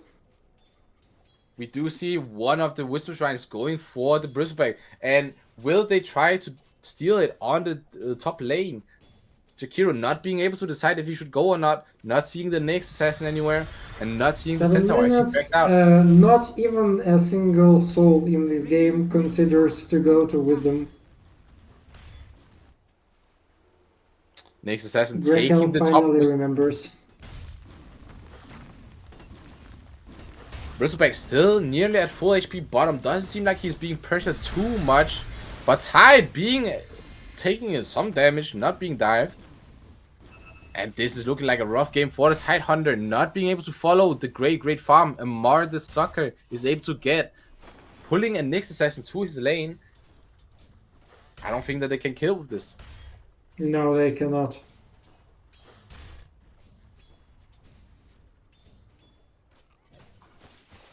Oh, Bristleback getting some stunts out, but he is level 6 and he is not gonna go down without a fight. So much HP. By the way, I just noticed something very important. Shadow Shaman has received an Abandon, the one that comes with low priority, and this means that his gold per minute is equally divided between the others. So now the other 4 heroes on his team will have significantly more gold. So Bristle, Drow, Timber, they will all hit their timings slightly earlier. In pub games, this is actually quite a big problem when the enemy team has a lever, because then you see all cores with their items 5 minutes earlier than intended, and then they run over you. So the team with a lever wins because of the economy. And That could be very much a interested problem. in- Oh, and Timbersaw going on this next assassin, not gonna go down without a fight, but respecting the tower damage and the stuns coming out from Greco. He's gonna back out. He does have a DD. But as you're saying, this Shadow Shaman leaving is, I don't know, that could be a good thing for Team Dire, but it could also be a very much bad thing, right? I think Radiant have a good draft to handle this situation, because single target disables becomes more valuable against a 4-person team. They have Crystal Maiden with the extremely long freeze. They have Shackle Shot. Nyx has a stun. Centaur has a stun. It's overall just a lucky draft for this situation. I will say, looking at this draft, right, with one lever, the score is 2-1. Oh, Crystal Maiden being gone upon by 2 heroes. Can he stop? Tangle coming out. Crystal Maiden using ulti. Oh, that's big. Can they get out? Crystal Maiden. Beautiful. Oh, that's damage.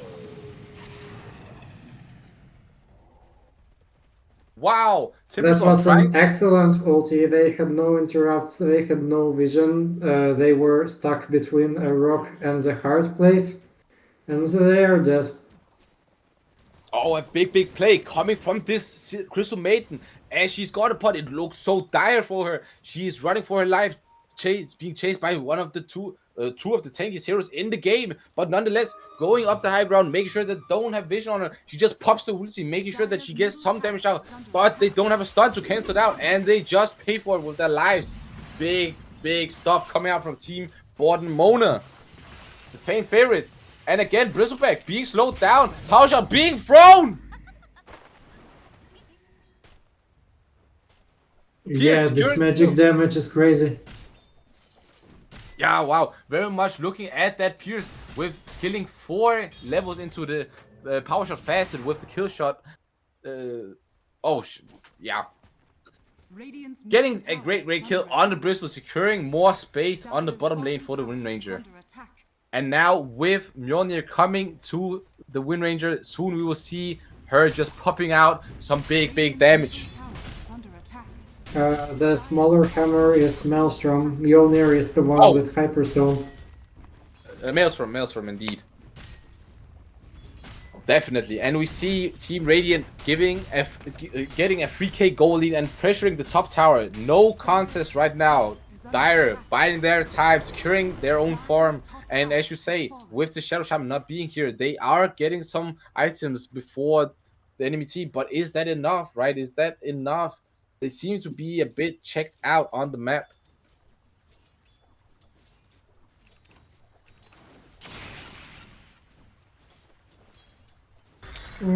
I would say I agree with the decision to leave mid lane to Nyx because Tide is hard countered in lane and Nyx with his level 6 can organize these deadly ganks against Drow Ranger that will keep her back in terms of gold and experience.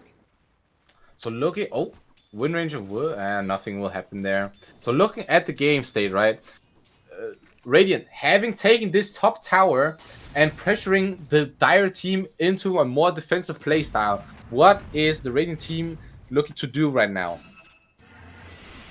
They popped Vendetta on Nyx, so they are trying to get a kill with it, and they might even get 2 kills with it. Oh, so Drow popping a lot of damage. Power shot. Maybe even killing herself. Power shot, double kill. Wow! Double kill! What is happening? Timbersaw coming in, trying to secure a kill on the Crystal Maiden. Crystal Maiden popping out damage, making sure that she's gonna die. But no! The team is behind the Crystal Maiden rest. That power shot was just magical. It was exactly in between the 2 heroes under the kill threshold. 1,000 damage coming out from Nyx Assassin, from CM, and 2,000 coming out from this Wind Ranger. Wind Ranger is taking a lot of damage from that Bristleback with his passive, right? But nonetheless, having to back out, coming back in with the power shot, securing a double kill. Whoa! How does Team Dire react to this?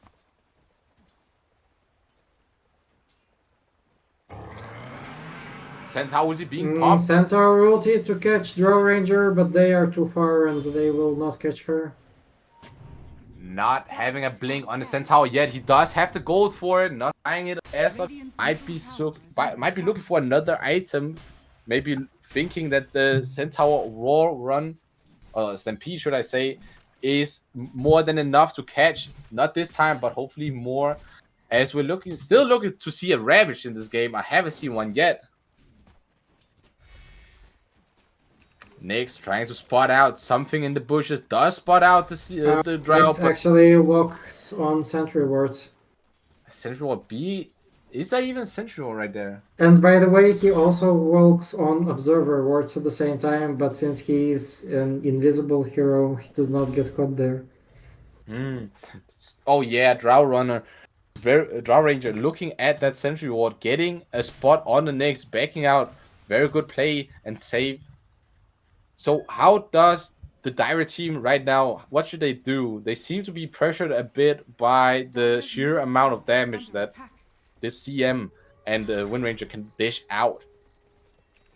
Well, they are in a struggling position because they should have been dominating in this early game thanks to their gold advantage. They got a lot of gold from the Shadow Shaman distribution, but they haven't. In fact, it seems like it's the opposite. Radiant are making the early plays. A bad position. The Timbersaw getting a Ravage finally. It's followed up by Sinful coming in with his blink, finally being bought. And wow, hitting that stop, securing the kill on Amar the Soccer. Big stuff happening on mid lane and opening up the path to get the middle tower. Middle tower secured. Now looking to get maybe something more. Nyx Assassin trying to scout out the deep flanks. Not seeing anyone as of yet, but they know behind the tier 2 hiding it. And they're backing out, respecting the damage and the sheer amount of high HP that this hero can tank.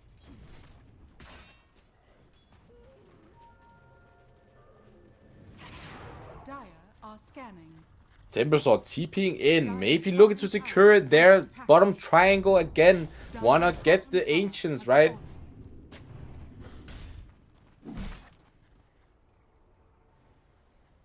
Meanwhile, Wind Ranger securing that bottom tower, the last bottom tower of the Dire team, opening up the map even further, proving that like this 8k gold lead is not going to waste.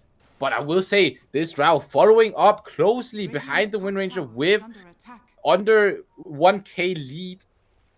That is something of a farming speed of the Drow Ranger. The farming speed and the fact that she has been carefully avoiding all those unexpected Nyx ganks and didn't die to him, I think, even once. Yes, the first death was only in lane. Yes, well played from him. We will see if it pays off. Yeah, only having one death on this Drow, that is very good plays by Team Sosal. Looking at this Roche that has been alive for a bit of time, is it a play for Team Radiant to take it right now, or are they looking for something else? They don't have heroes to take it. There is no minus armor on the Radiant team other than Gush, which is single target. They will need a lot more items on all their heroes, but especially Wind to take Roche. Crystal Maiden getting stunned, getting CC'd, having to cancel her blink, or ulti, I mean. Might have been a mistake by Crystal Maiden. Tide trying to slow down the Bristleback. Timbersaw trying to follow up, stopping the pursuit, but Tide actually coming back in, making sure that his team gets behind him and use the Ravage. See, only hitting the Bristleback as Timber getting out of there. Next, coming in, getting the break. Wind Ranger getting a lot of hits in on the Timber, securing kill, and at the same time, the break hitting the Timbersaw, getting a kill, and Jakiro just overstaying. Oh, the kill! Beautiful! Give him the rampage! I remember in the previous team, in the previous game, Team Sosal were chatting on pause to give them rampage. So it would be perfect karma now for Pierce to pause and ask to give him Shadow Shaman as well. Indeed, Pierce throwing out a kill shot again, proving that maybe this fast was not a mistake, but actually a big brain play coming out. Kill shot. Yeah, he knows better than me. Like, it's working. And as you said before in the previous series, this is a low-ranking game, right? We cannot expect the unexpected. And this Wind Ranger Pierce showing us what it means to be unexpectable. Gotta respect those kill shots. His username is literally Pierce, so of course he's going to max power and shot and coming take in with kill a shot. blink, hitting the mid pushka, Jakiro, and securing it with a follow-up stun by the Nyx assassin. Just picking them off one by one. Dire team only having one kill this game, feeling very much pressured by the team, by the Radiant team. So if you are the Radiant, what are you looking to do right now? I am taking all the outer towers. First of all, it's a huge gold boost. I have Nyx, so it prevents the enemy team from farming aggressively, because Nyx will call his friends and kill you then. And that's what they're doing, taking tier 2s. Yeah, and we see this Drow Ranger maybe being a bit upset, drawing the map line, saying, guys, we need the vision on the defense, right? We can't let them have the path in our jungle. We can't let them just walk around here and not having the vision that we need. So, Dire team trying to go out, right? Scout a bit out, looking at the Jakiro, trying to go. But nonetheless, Timbersaw being a bit harassed in his own jungle. And Radiant just trying to push these towers. Very much a bit of a deep dive coming in from Creek. Getting some stuff and Pushka dying. Oh, but nonetheless, Timbersaw going in, actually thinking that you can get the next assassin, and with the help of Drow, getting it. 1-for-1 trade. Wow, so this hero has a silence. That's awesome. Realizing they have a silence, making sure that nothing goes out from the next assassin. But nonetheless, tier 2 being still pressured by the Radiant, having a DD on the Centaur. No fortification being pressed. Wind Ranger using her ulti against the bottom tier 2 tower. No fortification. And a smoke coming out from Radiant team, looking for this Drow range up top. And they found her. She's walking right into a trap. And she doesn't see it because no vision is being placed. Oh, that is not what you want to be at with the Dire team. You want to gather, you want to group up, and you want to dish out some combined damage, not being picked out one by one. Having only the top... well, the Radiant draft favors pickoffs, and it was always going to be a horrible draw game. Maybe they should have went with, I don't know, Troll Warlord, for example. Not a hero that dies to 2 magic nukes. 2 magic nukes being thrown out. Looking at the Bristleback build, we have a Vanguard right on him, and the next item he's looking for is a pipe. Do you agree with the way that he's building this Bristleback? We saw him build a very good Bristleback last series, but this one, what do you think about it? Right now we are in a meta where offlaners are expected to carry auras that benefit their whole team. So that's exactly what he's doing in both games. And the same is true for Centaur as well. This time Centaur is even a bit more aggressive with Blink Blade Mail. Dire's top tower is under attack. Blink Blade Mail and having that Vanguard as well. It seems like he's also going for the pipe of insight, getting some magic resistance against the Shakiro Micropyre. And nothing else. That's literally just it. And nothing else really. Ooh, quick reaction on a Martyr Sucker. We do see Drow Ranger trying to push out some lanes, trying to give a bit of space to himself and a bit of farming. Might force some rotations, but nonetheless taking control of the bottom tower. Radiant teams placing themselves in a good lead, 16-2 in KDs and 16 gold net worth, Is under attack. going in favor of Dire's middle tower board is under Nimona, attack. and maybe I looking for... can't believe we are here to witness history. Board Namora actually, are they winning have- their first organized game. Dire are scattering.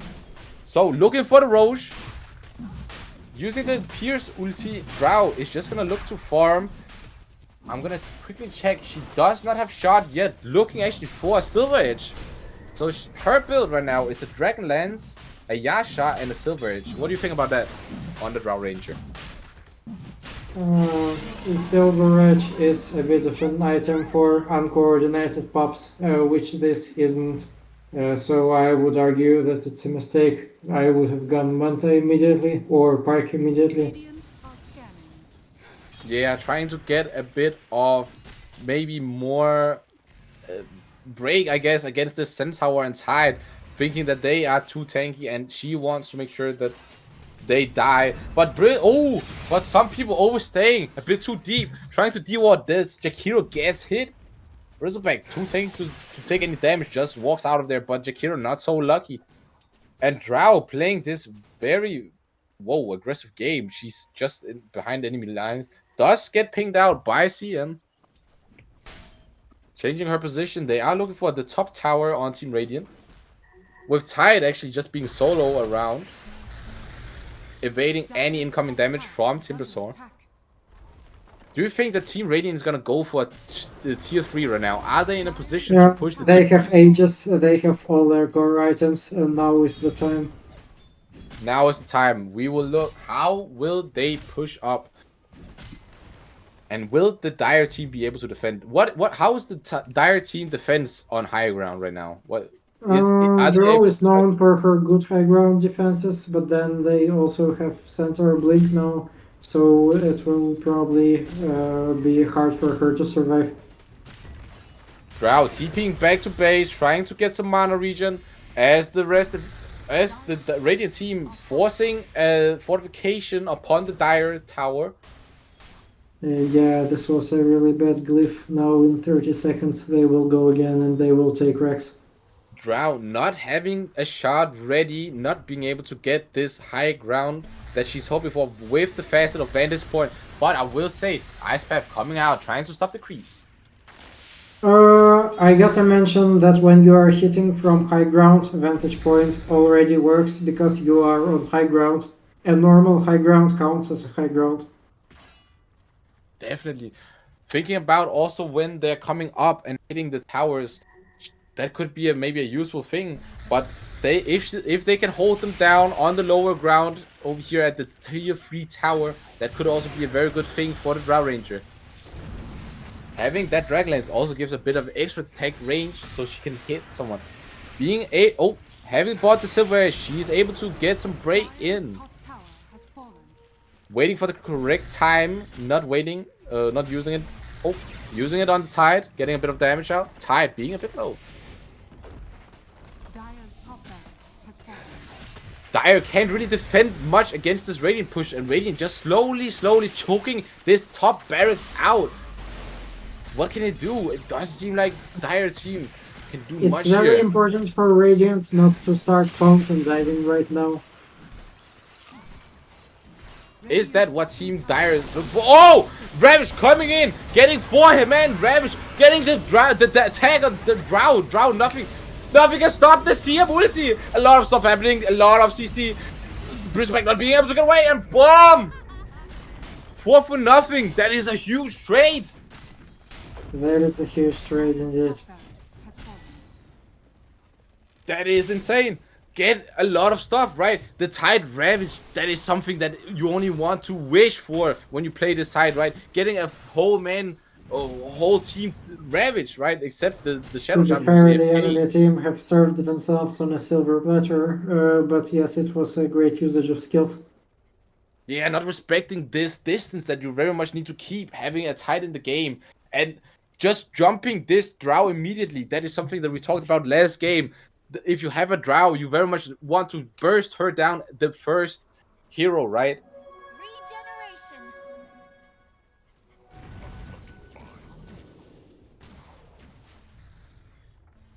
Getting some regen.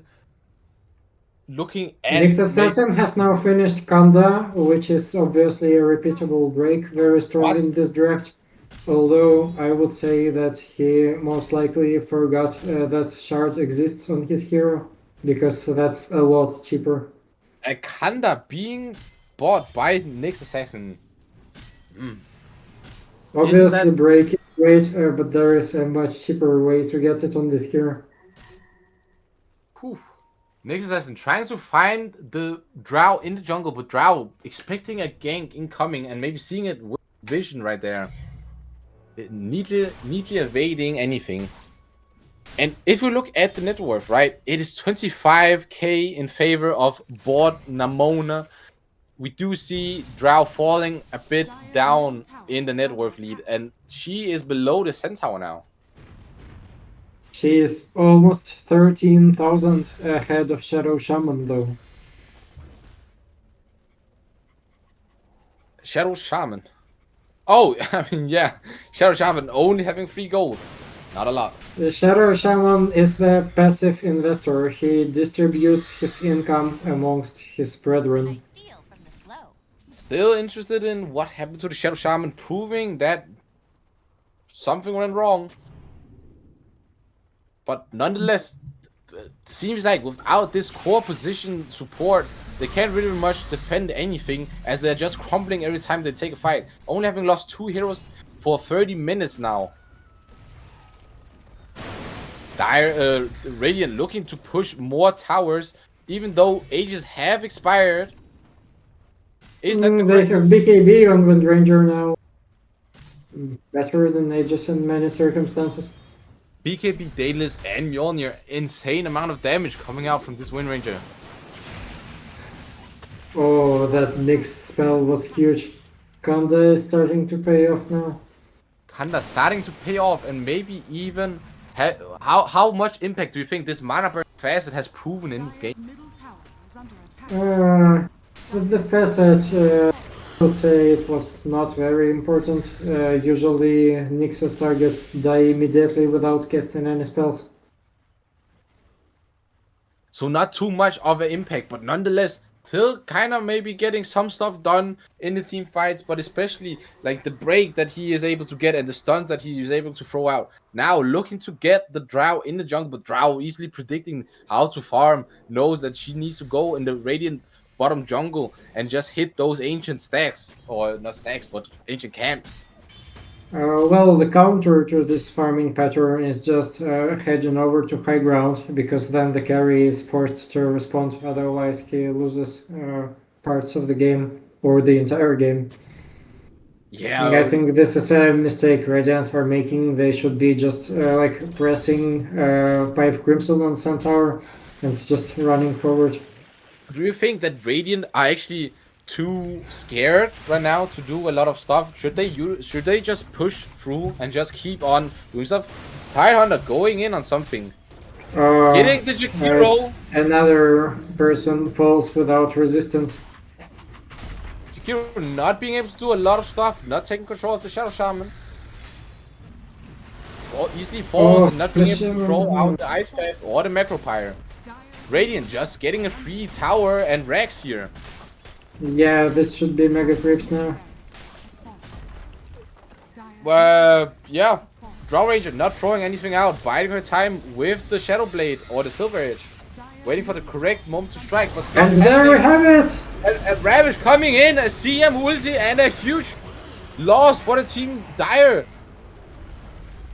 A Piper coming in. GG is called, and there it is for the day. Out from Draw Ranger. Bird Namona win their first organized game ever in a very significant event. You would lose a 5v5 by whoa, some we don't condone trash talking. Big tongue, but no teeth. Nonetheless, good played by both teams, right? Dire team does drag it out to 32 minutes, but nonetheless, Team Radiant coming in, persistent attacks, persistent pushes, as we saw, vice versa in game 1.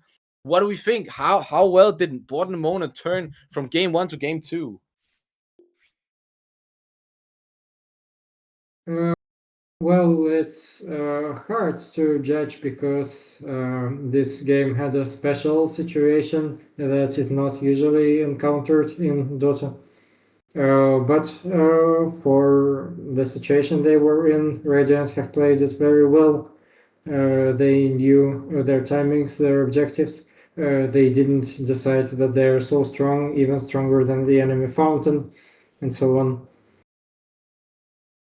Yeah, one could say Mona had been respecting Team Sosal a bit, right? Not just keeping on pushing too much, respecting, trying to hit the timings, make sure to get rows, make sure to get everyone the lane pushed, get like towers, and then slowly go up, getting the high ground towers, pushing them, and Sosal can't really keep up with this amount of play, right?